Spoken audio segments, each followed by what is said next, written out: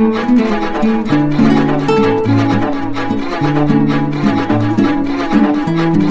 कहावत सुनी होगी, कोयले की दलाली में हाथ काला। जब आप कोई गलत काम करते हैं तो निश्चित रूप से मान के चलिए उसका अंजाम भी बुरा ही होगा। छत्तीसगढ़ का बहुचर्चित कोल घोटाला मामला अब पूरी तरह शीशे की तरह साफ होने के बाद बड़ी बड़ी गिरफ्तारियों के कारण एक बार फिर सुर्खियों में आने जा रहा है। 5 साल से फरार राकेश जैन गिरफ्तार हो गया है। 2 नंबर के पैसे को 1 नंबर में करने के माहिर 570 करोड़ के कोल स्कैम के प्रमुख कर्ता धर्ता में इनका नाम लिया जा रहा है। सूर्यकांत तिवारी के पैसों को कैसे ये 12 अलग अलग शेल कंपनियों के माध्यम से ब्लैक को व्हाइट करता था, अपने और अपने साले के नाम से ये बड़ी ही शातिराना तरीके से अपने कारोबार को अंजाम देता था। पेज 3 पार्टी का शौकीन राकेश तिवारी तो पकड़ा गया है, साथ ही साथ छत्तीसगढ़ की राज्य की कुछ और एजेंसियां भी स्मार्ट फॉर्म में चल रही है। मुकेश बंसल जो कि छत्तीसगढ़ जीएसटी के सचिव हैं, उनकी देखरेख में 11 अलग अलग छापेमारी चल रही है। पहले ईओडब्ल्यू ने राकेश जैन को गिरफ्तार किया, इसके बाद छत्तीसगढ़ की स्टेट जीएसटी ने जो नए काम किए हैं वो भी कम हैरान करने वाले नहीं है। कोयले की दलाली करने वाले ऐसे बड़े बड़े कोल माफियाओं पर अब शिकंजा कसने वाला है। मैं यदि माफिया शब्द का इस्तेमाल कर रहा हूं तो हो सकता है कुछ लोगों को आपत्ति हो, लेकिन यह गहराई से समझना होगा। जो बहुत बड़ा पैसा कमा लेते हैं तो अपराधी नहीं कारोबारी बन जाते हैं, यही सिस्टम में होता है। लेकिन आज हम कुछ लोगों को बेपर्दा करने जा रहे हैं, उनके नामों का भी खुलासा करेंगे। हो सकता है उन्हें कुछ आपत्ति हो, लेकिन हम बेपरवाह हैं, सच के साथ बने रहेंगे। आगे हम सिलसिलेवार ढंग से उन चेहरों को बेनकाब कर रहे हैं। हालांकि उनकी चर्चा पहले भी हो चुकी है, लेकिन फिलहाल जो नई छापेमारी चल रही है जीएसटी की, उस बारे में जो नई जानकारी आई है उससे पता चलता है कि बिलासपुर के 3 बड़े कोल कारोबारी Mahavir coal washery, feel coal, Paras coal and beneficiation के 11 ठिकानों पर स्टेट जीएसटी की टीम ने छापेमारी की है। रायपुर की टीम ने छापेमारी के दौरान ऑफिस, घर, प्लांट, वाशरी समेत कुल 11 ठिकानों पर यह छापेमारी की है। 12 दिसंबर की सुबह से लेकर देर रात तक जीएसटी की टीम ने अलग अलग जो छापेमारी की उसमें 3 कारोबारियों पर फिलहाल नकेल कसी गई है। शुरुआती छापेमारी में ही महावीर कोल वाशरी ने तो 10 करोड़ रुपए सरेंडर कर दिए, बाकी 2 को भी उल्टा लटकाकर सीधा करने की तैयारी चल रही है। ये छापेमारी का सिलसिला आज यानी 13 दिसंबर को भी जारी है। व्यापार विहार से लेकर लिंक रोड के ठिकानों पर ये छापेमारी चल रही है। यकीन मानिए कि आने वाले दिनों में कुछ और बड़े कोल माफिया इसके जद में आने वाले हैं। अब कोयले से संबंधित वापस राकेश जैन पर आते हैं। ये राकेश जैन जब पकड़ाया है वो था तो बेहद शातिर, लेकिन ईओडब्ल्यू जिस तरह से स्मार्टफोन में काम कर रही है वहां गूंगे भी बोलने लगते हैं। राकेश जैन ने भी यही किया, थोड़ी समझदारी दिखाई और सारी बातें बता दी कि आखिर कैसे ब्लैक को व्हाइट में किया करता था। राकेश जैन ने जांच एजेंसी को बताया कि वो फर्जी कंपनियों का जाल बिछाकर करोड़ों रुपए की जो अवैध कोल वसूली होती थी उसे व्हाइट मनी में कन्वर्ट करने के लिए तगड़ा कमीशन लेता था। लगभग 50 करोड़ रुपए अपनी फर्जी कंपनियों से फर्जी खर्च दिखाकर उसे कैश बनाया और कोल वसूली के आरोपी सूर्यकांत तिवारी तक उसे व्हाइट करके पहुंचाया। जांच में यह बात भी सामने आई कि राकेश जैन ने शराब घोटाला मामले के आरोपी अनवर ढेबर के लिए भी घोटाले की रकम को व्हाइट मनी में बदलने का काम किया। उसके लिए एंट्री और फर्जी दस्तावेजों का इस्तेमाल किया।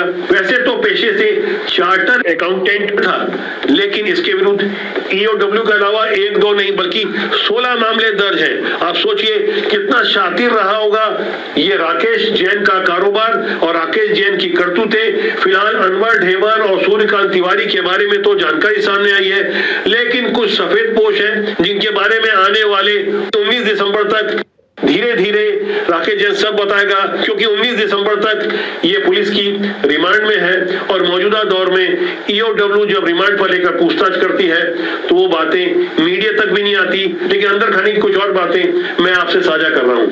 राकेश जैन ने बड़े बड़े नेताओं के भी पैसे व्हाइट किए। कुछ बड़े नेता तो जेल में है, जैसे कवासी लखमा। ये तो खुद को अनपढ़ बताते थे, इसलिए इस आदिवासी कांग्रेस नेता को मोहरा बनाकर जिस तरह से इस्तेमाल किया गया वहां कांग्रेस के अंदर खाने भी भूपेश बघेल को लेकर काफी उंगलियां उठती रही, लेकिन जब भूपेश बघेल का अपना इकलौता बेटा चेतन बघेल जेल चले गया तो थोड़ी सहानुभूति भूपेश के साथ बनने लगी।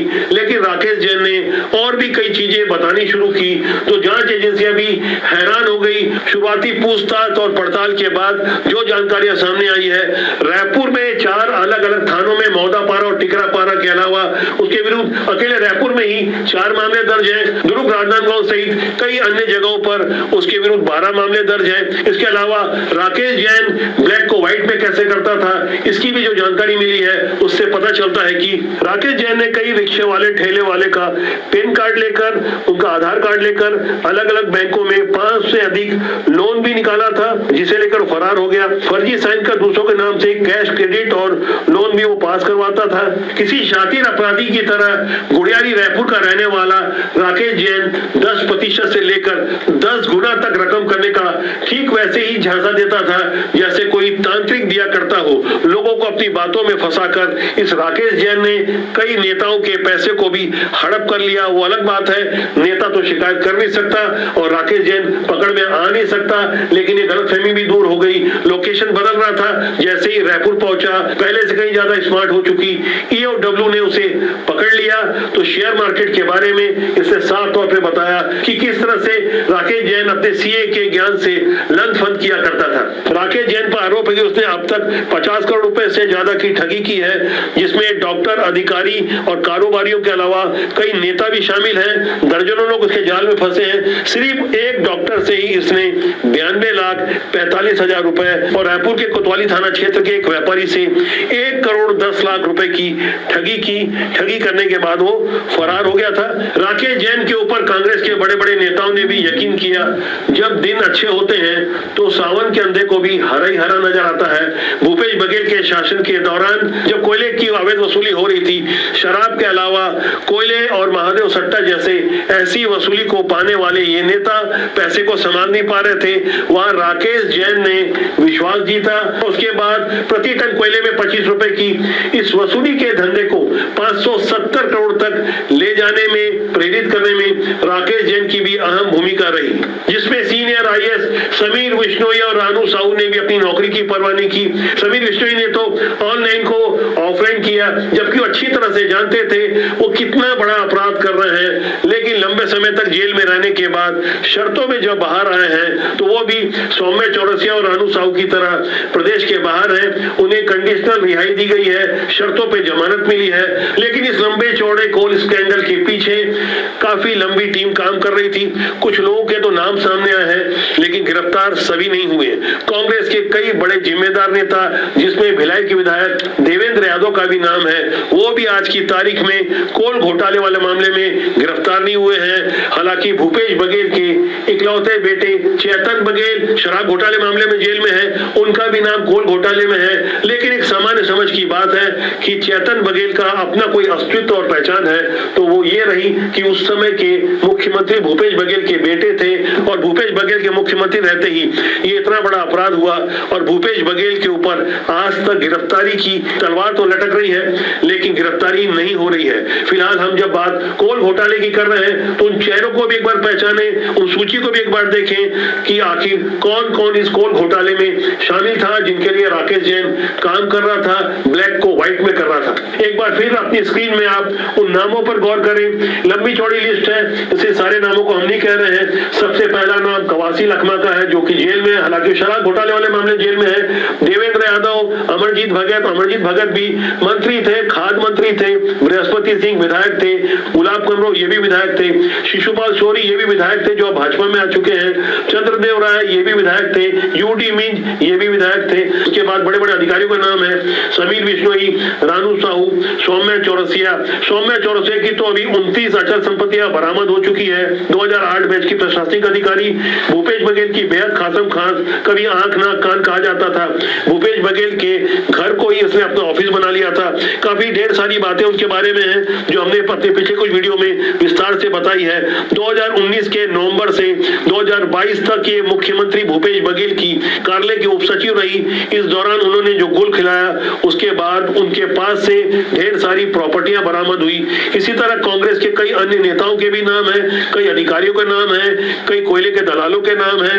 इस सूची को आप गौर से देखिए, यदि कुछ और नाम समझ रहे हो तो उसका स्क्रीनशॉट रख लीजिए। ये वो नाम है जिसे ईओडब्ल्यू ने आरोपी बनाया अपने चार्जशीट में। कोयले घोटाले वाले मामले की जब भी चर्चा होती है तो निश्चित रूप से राजनीति का वो बुरा चेहरा सामने आता है जो सिस्टम को मटमैला या विशाला करने का काम करता रहा, जिससे लोगों का विश्वास सिस्टम से उड़ जाता है। जब परिवहन कारोबारियों को ब्लैकमेल किया जाए, खुलेआम वसूली हो, तो उसके बाद ईओडब्ल्यू, ईडी और अब जीएसटी की कार्रवाई हो रही है। इस कार्रवाई से एक बात तो समझ में आ गई, ये कार्रवाई कोई बदले की भावना से या दुर्भावना से नहीं की जा रही है, क्योंकि सबूतों के आधार पर जो गिरफ्तारियां हो रही है, न्यायालय भी उसकी गंभीरता को समझते हुए पकड़े गए आरोपियों को आसानी से जमानत नहीं दे रहा है। यह प्रक्रिया थोड़ी लंबी चलती है क्योंकि हमारे कानूनी सिस्टम में ही, न्याय व्यवस्था में ही इतने छेद हैं कि उसका फायदा बड़े बड़े पैसे वाले, काले कोट वालों की लंबी टीम खड़ा कर देते हैं और गरीब आदमी के लिए जहां न्याय नहीं मिल सकता, वहां कानूनी दांव पे से ये देर सवेरे बच जाते हैं। लेकिन धीरे धीरे सही सिस्टम में जिस तरह का सुधार हो रहा है, वहां से आशा की किरण दिख रही है कि आरोपी कितना भी बड़ा हो, यदि वो गलत करेगा तो उसका अंजाम भी बुरा होगा। हमारे देश में आजादी की बातें चले आ रहे हैं, कई मिथक अब टूट रहे हैं, वंदे मातरम पर भी बहस हो रही है। ऐसे ढेर सारे मुद्दे अब प्रासंगिक लगने लगे हैं, पहले जिन्हें अप्रासंगिक बना दिया गया था। चिंतन मनन तो गहराई से हो रहा है कि हमारे संविधान की मूल भावना में जब धर्मनिरपेक्ष शब्द नहीं था तो उस पर भी क्यों कानूनी जामा पहनाने की जरूरत महसूस की गई। जब जिस वक्त देश में आपातकाल लगा था, समूचा विपक्ष और मीडिया जेल में था, उसके बाद चुपचाप से पिछले दरवाजे से देश के साथ लगातार जो अन्याय किया गया, ढेर सारे ऐसे विषय हैं जिस पर अब विमर्श हो रहा है। बड़े बड़े बेईमान कारोबारी, बड़े बड़े बेईमान नेता, बड़े बड़े ऐसे धोखेबाज अधिकारी जिन्हें गलतफहमी हो गई थी कि वो कानून को अपनी जेब में रखेंगे, उनकी गलतफहमी दूर होगी, उनकी खुशफहमी हवा हो जाएगी। बहुत जल्द ही कुछ और खुलासे के साथ हम आपसे मिलेंगे।